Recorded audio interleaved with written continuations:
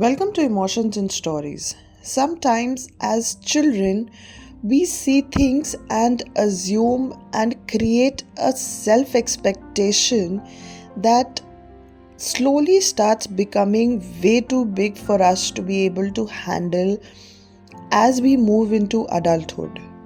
Our today's story is about one such burden. So, let's begin today's story Consequence of Comparison. In the bustling city of Lucknow, there lived a young man named Arjun. Though outwardly successful with a promising job at a tech company and a loving family, he carried a silent burden crippling anxiety. Since his teenage years, Arjun had felt an immense pressure to excel, often comparing himself to his overachieving elder brother. The constant need to meet unrealistic expectations left him feeling inadequate and plagued with self doubt. His anxiety often surfaced during moments of pressure.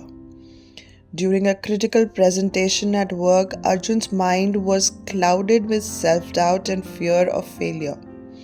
As he stood before his colleagues, his hands trembled, his voice faltered, and he felt an unbearable tightness in his chest.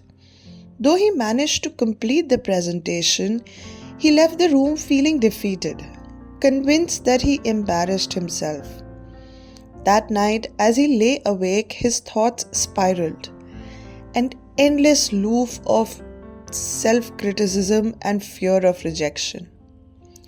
Family events were no easier for Arjun. At his cousin Priya's wedding, the large crowd and festive noise triggered his anxiety again. He felt isolated among the celebrations, his heart pounding louder than the music. Seeking refuge, he slipped away to a quiet corner, breath shaky, vision blurred. It was Priya who noticed his absence and found him.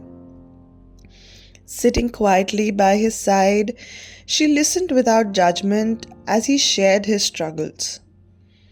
Her empathy was the first ray of hope that Arjun had felt in a long time. Determined to confront his anxiety, Arjun decided to seek help. He found a compassionate therapist who introduced him to mindfulness techniques and cognitive behavioral therapy.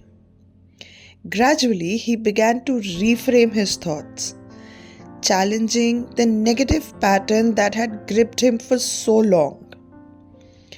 One evening, while walking along the river, he practiced a grounding technique his therapist had taught him, focusing on the sensation of the breeze, the scent of jasmine from a nearby stall, and the sound of water flowing. He felt a moment of calm he hadn't experienced in years. It was these small victories that Arjun found strength in. Months later, he faced another work presentation. Though the anxiety lingered, he reminded himself of his progress. His breathing steady, he spoke with newfound confidence. The presentation was not perfect, but it was a triumph for Arjun, proof that he could face his fears and grow.